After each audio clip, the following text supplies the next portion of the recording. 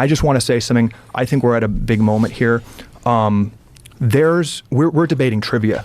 Like, I think the two most existential issues are nuclear war or what's happening to our health. And whatever you think, and I used to be a never Trumper. Watching him care about this issue, watching what's happening with the RFK, watching what's happening of how that's resonating with voters, seeing Smalley, from my small vantage point inside, there is tremendous connection of these two men and moral clarity of seeing what's happening. Let's have a look at this. The trivialization and the accusations of Nazism that have surrounded Trump since he came down the old golden escalator. Is it true? Is he a fascist? Is he a retro Hitler? Or is he really a bull in the china shop of globalism, preventing them from pursuing their agenda? I'm still trying to work it out myself in the midst of a hurricane. Is that we have long known that Donald Trump has revered the Nazis. He has revered Hitler. Revered them. Revered them. I wonder what the claim is there. Like, what the basis for that claim is. Like, to revere the Nazis. There's no way you can revere the Nazis. It was a dismal, murderous and insane project. He's read his book. He used to say he had it on his nightstand. Donald Trump has had a very sinister philosophy, wanting to be a dictator, absolutely dividing people up based on who they are, based on factors about them that have to do with their race and their gender, etc. And when he uses language like this, I don't think that it's a Freudian slip.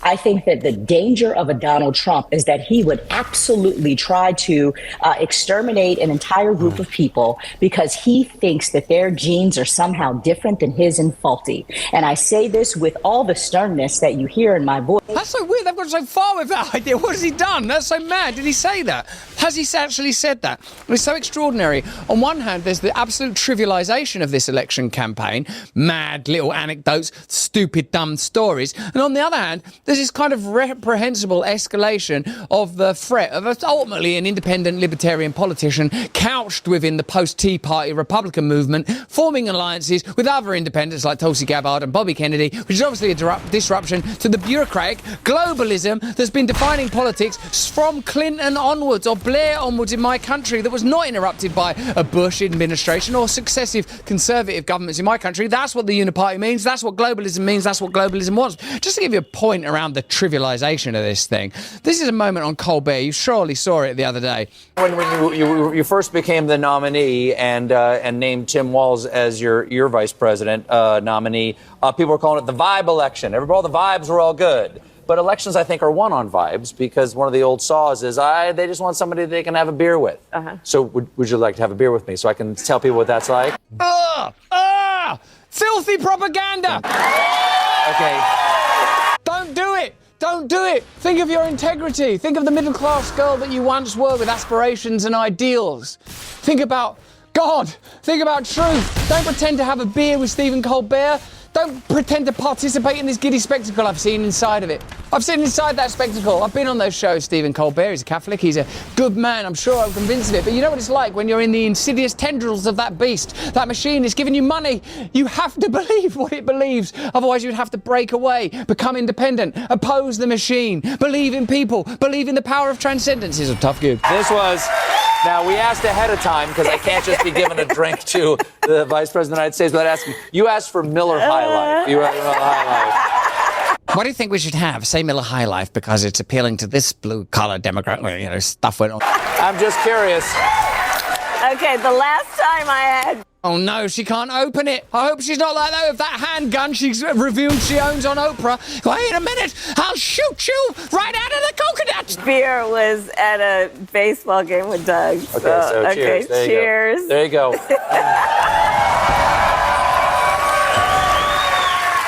Now I can do this. I can be normal. I'll just have a drinky of the old normalcy. Here we go. I'm a regular person. I can bloody well do this. Put that in there.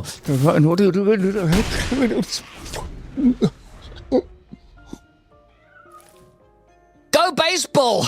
That's just a regular presidential candidate there. Meanwhile, Donald Trump's being accused of being a Nazi. Meanwhile, we hover on the precipice through giddy brinkmanship, teetering on a preposterous apocalypse. Ooh. That tastes like the beautiful city of Milwaukee, The Wisconsin. champagne and beers. There you go. What a terrifying spectacle it is indeed. And spectacle is the right word. You'll be familiar, of course, with the work of Guy Debord, who said that what we're living in is a sort of a set of illusions anymore, that you can't feel reality or truth. Can't feel a visceral or spiritual truth because they're masking that, they're changing it. Here's a conversation between Callie Means and Joe Rogan. This is all before we get to Bobby Kennedy, by the way. This conversation with RFK is amazing because I believe what I love about RFK, this is authentic. Have a look at this conversation between Callie Means, who's done more than anyone to help us understand the horrors of big food and how big food, in a sense, tee you up for big pharma, and Joe Rogan, who's done more for independent media than Joe Rogan. Anyway, in this conversation between these two, I would argue brilliant men, we get an insight into the trivialization of the electoral campaign while we hover dangerously close to personal and maybe even global death. Trump wants this to be a generational issue for him. And I just want to say something. I think we're at a big moment here.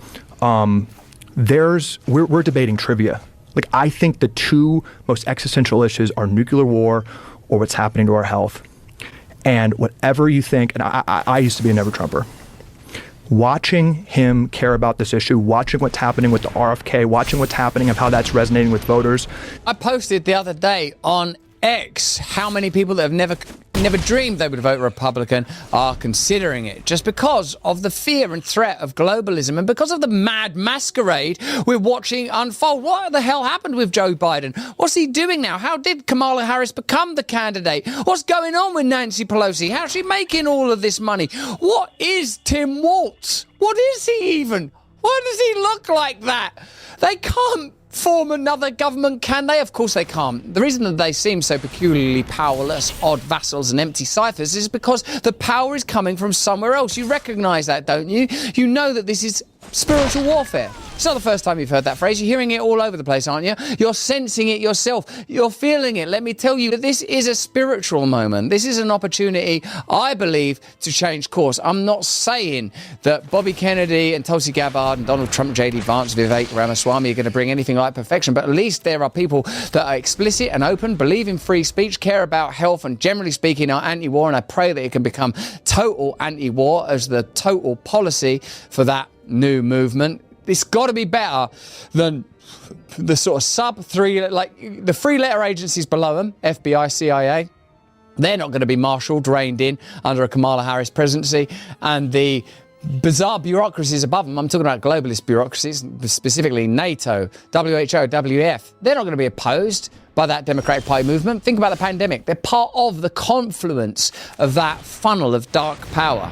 You may know already that flavoured air is the #1 alternative to vaping and smoking. Today's sponsor, Fume, helps you kick your bad habit in an enjoyable way without nicotine. The flavours are non-toxic, kind of like herbal teas. My favourite flavour at the moment is orange vanilla, but there's a whole host of flavours. Fume serves over 300,000 customers. You can be their next success story, supping on flavoured air. You can satisfy your oral fixation, don't be childish, through a passive diffusion system. For a limited time, you can use my code RussellBrand for your free topper, the perfect accessory to your Fume device. Slip it onto the mouthpiece for a softer, warmer feel. It's chewable and reusable. I love that little thing. It helps me suck flavoured air and relax at the same time. Head to tryfume.com. That's tryfum.com. Use the code RussellBrand or scan the QR code on screen right now to get your free Fume topper when you order your journey pack today. Thank you, Fume, for sponsoring our show and for flavouring our sweet, sweet air. Seeing Smalley, from my small vantage point inside, there is tremendous connection of these two men and moral clarity of seeing what's happening. And my question is this, and to anyone kind of considering voting in this election, Trump is going to say stupid shit. He is Trump. We know who he is. There's two important questions to ask. Who sees this corruption and institutional capture that's going to destroy our country, I think, to an existential level? And who is willing to suffer that blowback? Who is willing to go up against these military-industrial complex, the healthcare industrial complex, the education industrial complex that's making us a non-competitive? Like, they are ready. Who is going to appoint, this is a question I have, Who do we believe is going to appoint people like RFK, people like Elon Musk, to stir stuff up? Who is going to do that? Like, that to me is the foundational question. And I do consider this the most important election of my lifetime, watching these two men, because it is so genuine. And there is like a genuine desire to truly transform, to see our broken corruption and institutions for what it is. And really, truly, I think prevent nuclear war and dramatically reverse our health crisis. Trump has said that his one big mistake last time was personnel, was that the pharma and the ag slithered in and gave him the list of names.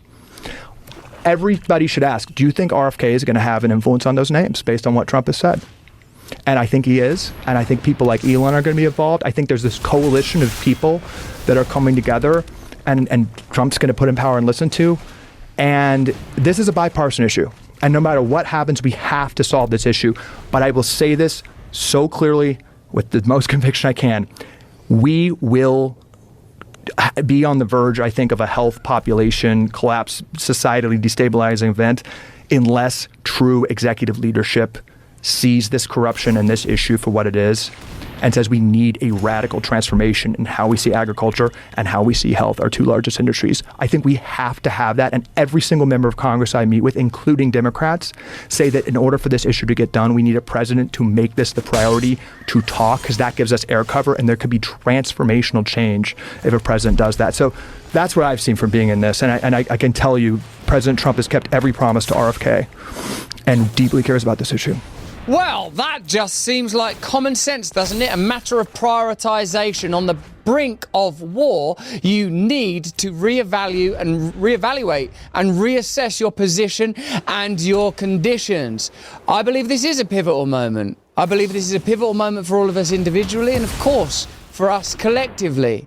And as I've said many times, the reason that I feel optimistic about this election, more than I have for a long while really, is precisely because Bobby Kennedy is someone that I know personally. I know him to be authentic, a man of integrity, and I can tell you this, if the Democratic Party hadn't become a hollowed out vassal for corporatist, globalist and deep state power, they would have made that dude their nominee. That's what he wanted. He was an anti-establishment candidate like Bernie Sanders was way back in 2016. I know, I can hear you. I don't even need to read the comments, although I appreciate you getting into those comments. I really do. You better believe that. What I'm telling you is anti-establishment, anti-big business, anti-corporatism, anti-globalist candidates can come from all over the place. As long as they're not talking about centralising the power of the state, facilitating the power of corporatism to the degree where it becomes globalist power, i.e. corporations are transcendent and big enough to manoeuvre and control whole nations. And if you want an example of that, look at the Ukraine-Russia war and look at who's benefiting from that. Look at Halliburton's role in it, look at BlackRock's role in it, look at where power might truly lie. If you want to oppose that, you've got to start thinking independently. If you want to oppose that, you've got to start thinking spiritually. But that's just what I think. Why don't you let me know what you think in the comments and chat. If you're watching this on YouTube, turn on the notification bell. It's the only way they're ever going to let you know that we're here, because they're part of this globalist machine. That's why there's antitrust lawsuits going on all over the place. They have to strangle true free voices and thinkers like you. Our new The Oracle series, our first ever group interviews designed to bring the greatest and most authoritative voices in particular subjects together for the very first time. Robert Malone, Dr. Pierre Corey and Steve Kirsch. What we've experienced is a globally deployed psychological bioterrorism playbook. It's well developed. And then I started to see just global propaganda directed at essentially distorting, dismissing, and suppressing the evidence of efficacy. And I saw it as a crime. And at that point, I knew that this was not just a coincidence. There were too many black swans over too short a period. I've never heard anything like this story in my life.